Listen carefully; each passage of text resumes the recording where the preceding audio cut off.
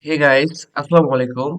In this video, I'm going to tell you how you can remove the context menu which is enabled or opened in the left side of your Windows. So here you can see the if I click the right menu of my mouse, then it will show on the left side. So let's check out how to fix it.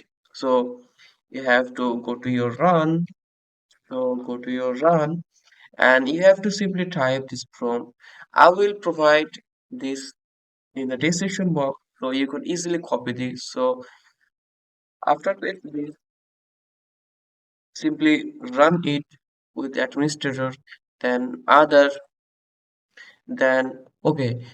Now the one thing remember, if you are right-handed, so you have to select the left-handed mode, or if you are left-handed, so you must be click the right-handed mode to ensure the capability.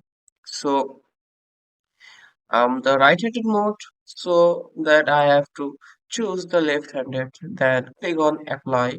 Okay, then you will see this issue is fixed for now.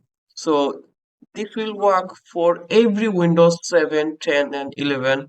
Please do consider like and keep supporting me.